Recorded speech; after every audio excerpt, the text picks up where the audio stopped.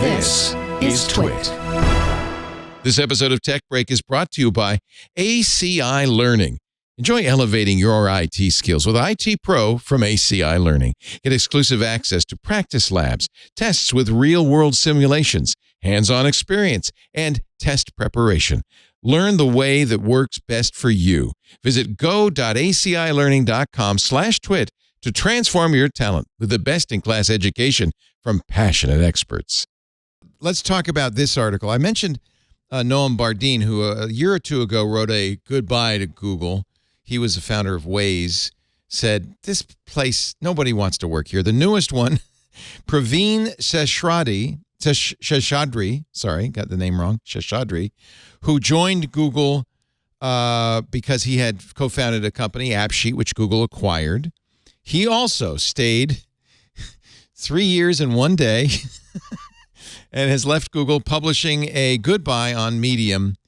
The maze is in the mouse. What ails Google and how can it turn things around? I'll summarize because it's a long article, but essentially he says it's become a bureaucratic nightmare. Google has 175,000 plus capable and well-compensated employees who get very little done quarter over quarter, year over year. Like mice, they're trapped in a maze of approvals, launch processes, legal reviews, performance reviews, exec reviews, documents, meetings, bug reports, triage, OKRs, H1 plans followed by H2 plans, all-hands summits, and inevitable reorgs. The mice are regularly fed their cheese, promotions, bonuses, fancy food, fancier perks, and despite many wanting to experience personal satisfaction and impact from their work, the system trains them to quell these inappropriate desires and learn what it actually means to be googly, which is just don't rock the boat. His position, I think is probably accurate, is that Google makes so much money from search, they don't want to take any risks anywhere else. And risk aversion, Ben, you're a startup guy. Is it a good thing for a startup to be risk adverse? That's how you die if you're risk averse. You can't do a startup if you're risk averse. You stay at Google. You don't die if you can buy. Yeah. It's actually, that is a good point, though, because Amy Hood, during, again, the investor call, when talking about Bing and their foray into search. She's the CFO at Microsoft. Yeah. Yeah. And she said their advantage is the fact that they actually have not a lot of market share right now. She says, well, we can take big risks, and we're going to pivot and innovate very quickly because we can. And that's a really good point because, I mean, so Microsoft screws up a little bit in search. So, right. But if Google screws up in search, yeah, it's a big deal. It really affects the bottom line of the company because Google, for all intents and purposes, is an advertising company at its core. So it's interesting because Seshadri used to work, he worked for years at Microsoft. And he says Microsoft, at the end of his article, Microsoft managed to turn things around, but it required exceptional leadership and good fortune. Yeah, Satya I feel like there's an absolutely, yeah. There's an undercurrent to that article, which is probably that, and is that Microsoft really turned around when Satya Nadella came in. I think there's an undercurrent of what he's trying to say about Google and its current leadership. I will say that their founders of Google are more involved again, and that's been a story that's been coming up, and there's a reason for that. I think Google's going to go through a large transformation. What that exactly looks like, I don't know, but they have to in the current moment.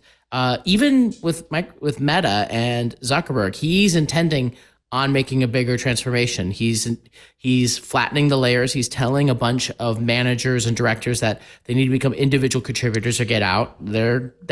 He wants to not end up in the position where there's multiple layers and it's this article. Interesting. Yeah, I mean, basically that's what Seshadri says is it's not too late for Google, but it needs to transform. And I think the subtext is it's not going to happen under Sundar Pichai. He is a bureaucrat through and through, and that's not what you need at this time. You think Larry and Sergey, obviously they weren't risk adverse when they started Google. Do you think they can come back and whip it into shape? How long before they part company with Sundar Pichai? So one thing that they could do, just before the smart guys get in, the one thing that they could do is charge $11.99 and give me a blue check on my Gmail. You guys have the floor. Say something smart. I took the glasses off, Ben, so it wasn't you talking. Risk I get aversion a green check anytime I'm on Google Meet. Risk aversion is interesting. I mean, look at clearly Elon Musk is not risk averse, right? He's oh Lord, no. He loves taking a risk. There is too much. You could have too much risk. Yeah. You could have too much risk. But it depends on, like, look, at size and stage, you're super big. Like, it makes sense. You got to be a little bit more risk averse or like risk a whole bunch of your money. And Google, has tried to launch other new things through like the alphabet structure of like other bets and all that. But none of those bets are super big yet. Maybe some people know Waymo. There's like the life sciences one. But they've killed a lot of that, by the way. They fired almost everybody from the Area 120. They're slowly killing those bets because Ruth Porat, their CFO, is so risk averse that she's just killing anything that doesn't make money. This will be the most consequential year for Google since its launch. And I agree. how That's a good way to put it. Yeah. Yeah. How they handle it determines everything. And they've already lost $100 billion just by being second-ish. So right. They're kind of damned if they do, damned if they don't. But they better do something. This is, I thought, good. The most interesting part of the article.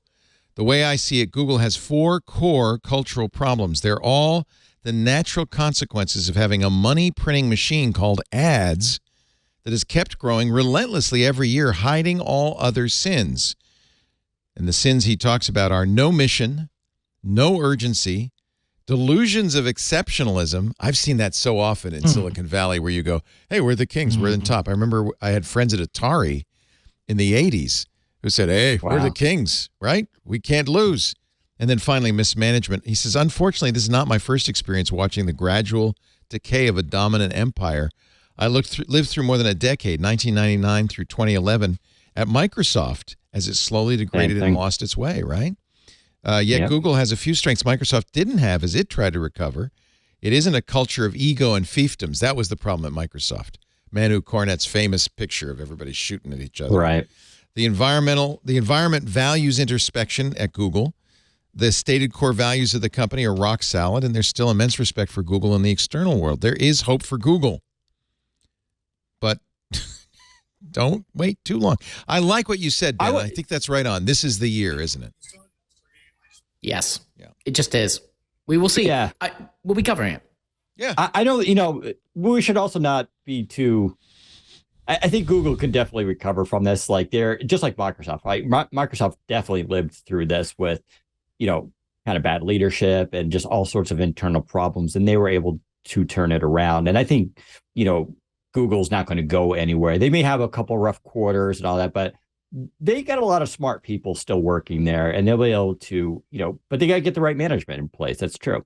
There was that other article a few months ago talking about how one of the issues were people were always creating new projects there, but then there was no support for that project going forward. And so you would get promotions for doing projects, but not promotions for having a successful product. No really incentive to maintain the successes. Right. So they just dwindle away. They would launch it and move on. Yeah. And so this idea of Facebook, it's like you brought that up, like he doesn't want managers to be managing managers, which, I think a lot of people are on board. There shouldn't be like a shocking revelation to have in management, I feel like. But he was rewarded handsomely for that. Their stock went through the roof, even though their quarter was kind of okay, because he said, I'm just going to eliminate a lot of management. And, stockholders like to hear that because it's going to be, the year of optimization or something he said regarding their the way the companies could be run. But that's the smart thing. And Google probably needs to do something similar to that. Do you think it's Sheryl Sandberg's departure that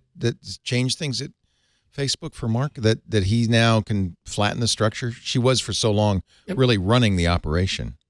It was the market, I think. And I think maybe there's a factor to Sheryl, but really it's the market that forced it, right? Yeah. He wanted to put a lot of money into metaverse, but the metaverse side has barely been talked about since then. And he's like, I think Zuckerberg has heard what the market wants to hear, and is making those changes. And I think it's kind of like a founder reasserting more control and going into a little bit of wartime mode, which he needs after what's happened with like iOS changes, like really hitting the ad business and them trying to go and fix the core pieces, and then you can go and add other pieces on top. That's what's happening right now over there.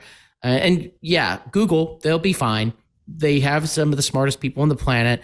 We shouldn't be talking about them as like they're like out of the fight. That's like not even close to what's happening. There's some crazy AI things that they can just pop out that will just blow people's minds. But there's like efficiency and speed and things that they will have to go and solve. And this year will tell, like, can they do that or not? And there could be a lot of changes as a result if they can't.